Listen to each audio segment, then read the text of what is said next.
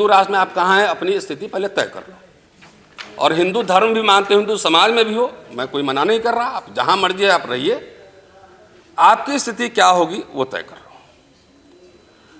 और Indian Republic में भारतीय संविधान और गणराज्य की जो बात होगी उसमें आप कहाँ हैं ये भी तय कर लो। जात जात का खेला खेलो, है ना। आजकल दलित सब पिछड़ा भी पालकी ढो रहा है मनुस्मृति का, हिंदू संविधान का, पता है कि नहीं।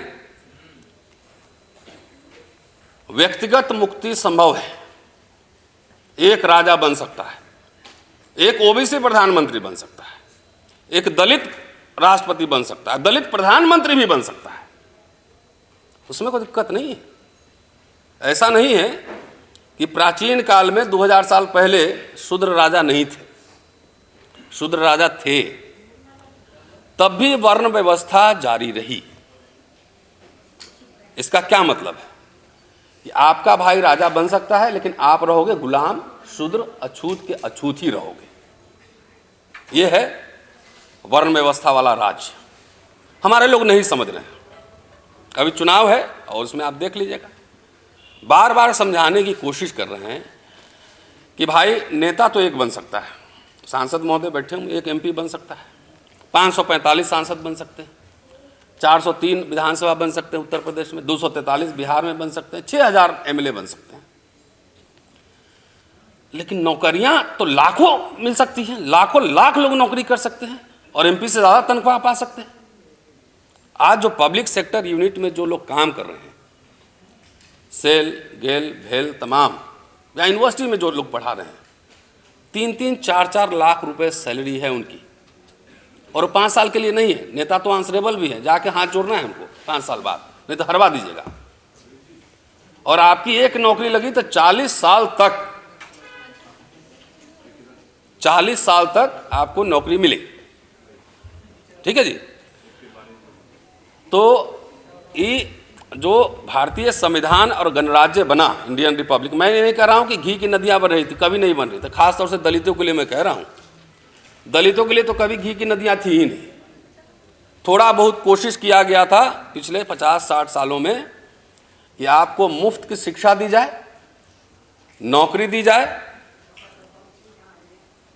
और नौकरी मिलने से, मुफ्त की पढ़ाई करने से जो वर्ण व्यवस्था है, जाति व्यवस्था है, वो डिसलोकेट हुआ है, नहीं हुआ है। लला साहब, आपके अपार्टमेंट में 2-4 दलित तो रह ही रहे हों, सारे अपार्टमेंट में ढूंढ रहे हैं, 2-4 दलित मिल ही जाएंगे। अब मर्सिडीज में भी चल रहे होंगे, कुछ कार में भी चल रहे होंगे, कुछ करोड़पति भी हो गए होंगे, बेटा बेटी सब डॉक्टर इंजीनियर बन गया होगा कई लोगों का। तो जो वर्ण व्यवस्था है, जहाँ की जातियों के हिसाब से आपको काम करना है, उसमें एक दरार आया था। क्या आया था? दरार, है ना। बढ़िया कोट पहन के आप घूम रहे हैं, जब वर्ण व्यवस्था वाला राज्य होगा तो आप कोट पहनेंगे। आजकल नया कोर्स आ गया यूनिवर्सिटी में, बाल काटना सीखो, दूध दूहना सीखो, चॉकलेट बनाना सीखो, यूनिवर्सिटी में आजकल आ गया है। भाई यूनिवर्सिटी में तो नॉलेज का प्रोडक्शन हो रहा है, और बाकी टेक्निकल कोर्स के लिए पॉलिटेक्निक खुला था, पॉलिटेक्निक, और उसमें फ्री की पढ़ाई होती थी। तो यूनिवर्सिटी को आप अब टेक्निकल यूनिवर्सिटी में पॉलिटेक्निक में तब्दील कर रहे हैं, तो आपके बच्चे अब इतिहासकार नहीं बनेंगे, अर्थशास्त्री नहीं बनेंगे, इंटेलेक्चुअल नहीं बनेंगे। 4 साल का कोर्स, वर्ण व्यवस्था वाला कोर्स आ गया है, लेकिन आप लोग को नहीं दिख रहा है सब। आज मैं कह रहा हूं, सब रिकॉर्ड कर लीजिएगा, 10 साल बाद फिर थोड़ा और बूढ़ा आऊँगा तब भी आऊँगा यही बात कहने। मैं यूनिवर्सिटी में पढ़ाता हूँ ना, आपको तो लगता है मेरी नौकरी लग गई, मैं नेता बन गया, मेरा बढ़िया घर हो गया, गाड़ी हो गया, अब मुझे क्या करना है। जरा ये सोचो कि आपकी दूसरी और तीसरी पीढ़ी क्या करेगी, सोचिए जरा सा। हम जो आप बहुसंख्यक बात कर रहे हैं, ये बहुसंख्यक लोग अपने लिए जीने वाले लोग हैं, सिर्फ अपना सोचते हैं, मेरा घर। अपने घर के तीसरी पीढ़ी क्या करेगी इसका अंदाजा नहीं है। आप बिजनेस भी कर लें, हिंदू संविधान लागू होगा, इनकम टैक्स, ईडी सीडी सब मिलेगा, आपका बिजनेस चलने ही नहीं देगा। कर लो बिजनेस, आप कर लो। तो अभी हमारे सामने सबसे बड़ी चुनौती क्या है? हमारे सामने सबसे बड़ी चुनौती है वो भारतीय संविधान और भारतीय गणराज्य इंडियन रिपब्लिक की रक्षा करना है। क्योंकि आपको जो मिला वो भारतीय संविधान से और भारतीय गणराज्य में मिला, इंडियन रिपब्लिक में मिला। और हिंदू राष्ट्र जिसको आप कहते हैं वो हिंदू राष्ट्र नहीं है, बेसिकली कुछ और राष्ट्र है, आपको नहीं पता। आपको तो खुशी होता होगा कि हम भी हिंदू हैं। वो आपको उसमें कुछ न मिलने वाला है, कुछ नहीं मिलेगा। और आपको ही नहीं, आज तो मैं आया था अल्पसंख्यक पे बोलने, बहुसंख्यक पे बोलने नहीं, कि मैं आज सवर्ण और खास तौर से ब्राह्मण पर बोलने आया था कि भारत में जो अर्बन मिडिल क्लास, शहरी मध्यम वर्ग का जो निर्माण हुआ है वो सरकारी प्रयास से हुआ है। फ्री का एजुकेशन, उसमें दलित लोग को थोड़ा वजीफा भी, फ्री भी, स्कॉलरशिप भी मिल रहा था कि नहीं? आप लोग जो पुराने लोग हैं बताइए मिला कि नहीं मिला? मुझे भी मिला, सब मिल रहा था। तो उससे पढ़ के आए तो बाबू बने, आईएएस बने, कलेक्टर बने, जज बने, वकील बने, कुछ बने, सरकारी प्रयास से बना था। जवाहरलाल नेहरू, अंबेडकर में बहुत मतभेद थे, मान सकता हूं। गांधी और अंबेडकर में मतभेद थे, मान सकता हूं। लेकिन आज ये तीनों होते और सामने गोलवलकर और सावरकर होता तो ये तीनों एक तरफ होते और उससे लड़ते नहीं। आज मैंने कहा ना कि पालकी ढो रहा है दलित और पिछड़ा लोग हिंदू राष्ट्र का।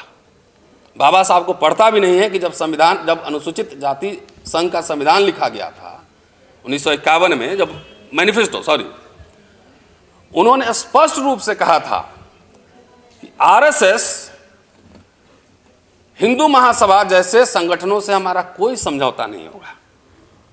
स्पष्ट जाकर देख लीजिए, मैं थोड़ी कह रहा हूं, 1951 का घोषणा पत्र।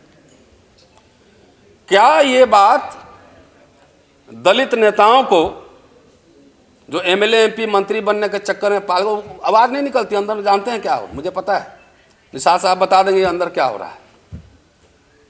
मूर्ति बन के बैठा हुआ है, बंगला ले लो भाई, कार ले लो, रहो इधर। मैं उस दिन एक प्रोग्राम में कह रहा था कि मैं आजकल जगजीवन राव को पढ़ रहा हूं, जगजीवन राव, और बहुत इंटरेस्टिंग भाषण सब है उनके, और मैं किताब भी लिखने की योजना बना रहा हूं। लेकिन आप लोग इसके लिए कोई मदद नहीं करेंगे, क्योंकि पढ़ना, लिखना, इंटेलेक्चुअल काम करना, सोचना हमारे समाज में लगता है कि सब फ्री का काम है। फ्री का, इसमें ऐसे ही हो जाता है। सोचने में कोई पैसा लगता है, लिखने में कोई पैसा लगता है, ये हमारा समाज समझता है। इसीलिए दलित पिछड़ा लोग आज तक कोई शोध संस्थान नहीं बनाया, आज तक कोई हिस्टोरियन पैदा नहीं किया। ये मेरी आलोचना है अपने समाज की। आप करोड़ों अरबों रुपए चंदा लिए गए हैं, ऐसा नहीं कि नहीं लिए गए, करोड़ों अरबों रुपए, लेकिन 10 बच्चा को विदेश में पीएचडी नहीं करवाया होगा। तो पढ़ना लिखना कोई आपके इंटरेस्ट में है ही नहीं, कोई इंटरेस्ट नहीं है शोध रिसर्च में। आप आज उत्तर प्रदेश में हुआ कि प्रमोशन रिजर्वेशन बिल फाड़ दिया गया, सुनते हैं? क्या आपको पता है कि 1957 में बाबू जगजीवन राम ने रेलवे में रिजर्वेशन इन प्रमोशन लागू कर दिया था बगैर कैबिनेट अप्रूवल के, पता है? और ये मद्रास हाई कोर्ट में इसको चैलेंज किया गया था। मद्रास हाई कोर्ट में बाबू जगजीवन राम हार गए थे और सुप्रीम कोर्ट में आया, सुप्रीम कोर्ट में जीते। फ्री का एजुकेशन आपको ऐसे मिल गया था, कोई लड़ तो रहा था अंदर, कोई पॉलिसी तो बना रहा था। लाखों लाख नौकरियां, टेलीग्राफ, रेलवे, एग्रीकल्चर मिनिस्ट्री में आप ही बताइए। मैं उस समय को मैंने नहीं देखा है, लेकिन मैं पढ़ जरूर रहा हूं। तो जो लोग आपको नौकरियां दे रहे थे, शिक्षा के लिए अवसर मुहैया करा रहे थे, वो सारे लोग मनुवादी थे, सारे लोग गद्दार थे। हिंदू राष्ट्र में सब आपका छीना जा रहा है, अब नौकरियां नहीं, शिक्षा महंगा हो रहा है, तो इससे आपको मोहब्बत है। तो ऐसे दलित पिछड़ा, चाहे मेरा भाई क्यों न हो, वैसे व्यक्ति को हराना हमारा पहला नैतिक कर्तव्य है। मेरा भाई भी क्यों नहीं हो, यही मैंने शपथ दिलवाई थी पिछले साल 29-30 जनवरी को, याद होगा। लेकिन तब भी आप लोग जो बात सुनते नहीं, मैंने शपथ दिलवाई थी कि जात तो छोड़ो, अपना भाई बाप भी अगर आरएसएस बीजेपी के साथ खड़ा रहेगा तो उसको हरवाने के लिए 1 लाख रुपया जेब से खर्चा करके मैं जाऊंगा। मैं गया भी था, लेकिन नहीं, बेटा को टिकट मिल गया बीजेपी से तो सारा जात घर चल देता है, एक बेटा को एमएलए बनाएगा, बाकी का गला काट लेगा। ये बात समझाने आया। आप मुझे बताओ, ओबीसी जो रिजर्वेशन है वो बीपी सिंह ने लागू किया, डेर रिकमेंडेशन। अर्जुन सिंह साहब, उस समय उनसे मिलता था, सूरज जी यहाँ बैठे हुए कहीं, हम सूरज जी लगातार अर्जुन जी से मिलते थे ओबीसी रिजर्वेशन को लेकर। उन्होंने एजुकेशन में लागू किया। कभी आप अपने प्रधानमंत्री जी को पिछड़ा कहते हैं, उनसे पूछा कि ओबीसी के लिए आपने कोई कमीशन बनाया क्या, कोई नौकरियां दी क्या, पूछा कभी? तो भारतीय गणराज्य में जो आपको मिला था थोड़ा बहुत मैं कह रहा हूं, ये नहीं कह रहा हूं घी की नदियां बह रही, वो इनके आरएसएस बीजेपी के राज में वो आपसे छीन लिए जाएंगे और छीने जा रहे हैं। 10 साल में आप बताओ कितनी नौकरियां निकली, लेकिन नौकरी आपको करना नहीं, आपको सबको हुक्मरान बनना है, राजा बनना है, ठेका कर लेना नहीं है, अरबों रुपए के ठेके सरकारी होते हैं, बिजनेस करना नहीं है, भागीदारी सुनिश्चित नहीं करना है। तो जिसको आप अल्पसंख्यक कह रहे हैं उनकी भी हालत ठीक नहीं है, मैं आपको बता रहा हूं। अभी सूरज जी से बात करते मैं आ रहा था, हमने सरकारी नौकरियों में सबसे ज्यादा कौन था पहले ये बताइए? सवर्ण और विशेष रूप से ब्राह्मण। इफेक्ट है ना, जहां जाते त्रिवेदी जी, मिश्रा जी बोर्ड लगा रहता है, जाइए पार्लियामेंट में। तो जब गरीब भारत था तो गरीब भारत में यूनिवर्सिटी, कॉलेज, विश्वविद्यालय खोले गए और नौकरियां दी गई, और सबसे बड़ी बात पेंशन दी गई। आप लोग पेंशनर हैं कि नहीं? बहुत लोग बैठे होंगे। पेंशन दी गई। जब अटल बिहारी वाजपेयी आए, हिंदू राष्ट्र में स्वागत है आपका, आइए। तो हम तो मजदूरी कर लेंगे। जिस समुदाय को समाज का अगुआ कहा जाता था, इंटेलेक्चुअल लीडर, ब्राह्मण्स, जब पेंशन छीना गया तो उनका भी छीना गया ना, खाली हमारा थोड़ी छीना गया, उनका भी छीना गया। अगर एजुकेशन महंगा हुआ तो उनके लिए भी हुआ। सारे ब्राह्मण राजपुरोहित थोड़ी बन जाएंगे। तो अटल जी आए तो सब लोग वो डफली बजा रहे थे कि अटल जी आ गए, अब हिंदू राष्ट्र बनेगा। तो हिंदू राष्ट्र में स्वागत है, पहले पेंशन छीनो इनका हिंदू राष्ट्र। आरएसएस बीजेपी का जो रूल है भाई, ब्राह्मण को तो पहले गांव में सब बोलते थे ना, पंडित जी नमस्ते, हैं, पाँव लागी। आज बहराइच में एक ब्राह्मण लड़का मारा गया। ब्राह्मण समाज को अब ये लोग दंगाई बना रहे हैं। सबसे नुकसान समझिए, खाली ये मत समझिए कि हमारा नुकसान हो रहा है। नौकरियां गई तो खाली हमारी थोड़ी जा रही, उनकी भी जा रही ना। आज दिल्ली विश्वविद्यालय में पढ़ाता हूं, पहले एडहॉक की व्यवस्था थी कि अगर मैं छुट्टी पे गया तो मेरे जगह जो नया लड़का आएगा पढ़ाने, उसको पूरी सैलरी मिलती थी। आज के तारीख में वो बच्चा एडहॉक पढ़ा रहा हो तो 1.25 लाख रुपए तनख्वाह हो। मोदी जी आए और बोले एडहॉक खत्म करो, गेस्ट लगाओ। तो गेस्ट में क्या होता है, महीना भर काम करोगे तो 30,000 40,000 रुपया बनेगा, आपको एक्सपीरियंस भी काउंट नहीं होगा। तो पढ़ा कौन रहे आपसे ज्यादा? वहां तो सवर्ण और ब्राह्मण पढ़ा रहे हैं। तो हिंदू राष्ट्र में उनका भी स्वागत है। 1.25 लाख पे 30,000 पे आ गए ना। गरीब भारत में हरित क्रांति हो रही थी। जब फूड आयात किया जा रहा था अमेरिका से, भारत को आत्मनिर्भर बनाना, सब किसानों पे भी बोल रहा हूं। और अमीर भारत जब 5 ट्रिलियन इकोनॉमी हो गया तो किसानों की जमीन छीनने की योजना चल रही, जो किसान आंदोलन आपने देखा। तो मैं ये आपसे अपील करने आया हूं, ये खाली मत समझिएगा। इसमें आप जाके मेरे कॉलेज में जाइए, सिक्योरिटी गार्ड काम करता है, ये लोग आता है भाई लोग, 12 घंटा काम करता है, 15,000 तनख्वाह है। आइए, हिंदू राष्ट्र में स्वागत। पेंशन छीन लिया, और छोड़िए, पहले प्रोविडेंट फंड पे टैक्स नहीं लगता था। ठीक कह रहा हूं, गलत कह रहा हूं? अब प्रोविडेंट फंड में भी टैक्स लग रहा है। स्वागत है हिंदू राष्ट्र में, आइए। तो ये तो ब्राह्मण समाज को भी, सवर्ण समाज को भी सोचना है कि आखिर इस हिंदू राष्ट्र ने उन्हें क्या दिया? जो 3 लाख की नौकरी होनी थी, अब कॉर्पोरेट में जाइए, मैं एयरपोर्ट पे जाता हूं तो 30-40 हज़ार मिलते हैं। इंडिगो और स्पाइस जेट, टाई लगा के दिन भर खड़े रहिए, नमस्ते sir, good morning sir, good evening sir, स्वागत है, आपका भी स्वागत है हिंदू राष्ट्र। ये हम लोग जो बात बार बार कहते हैं ना, ये उनको भी आईना दिखाइए कि जो इंटेलेक्चुअल समाज था वो भी अब दंगा करने जा रहा है। पहले ब्राह्मण दंगा में नहीं जाता था, अब तो सामने दिख रहा है। तो इससे हमारा ही नुकसान नहीं होगा, उनका भी हो रहा है। नौकरियां, एजुकेशन, पेंशन उनकी भी छीनी जा रही, और भला किसका हो रहा है? कॉरपोरेट, पूंजीपति, उद्योगपति।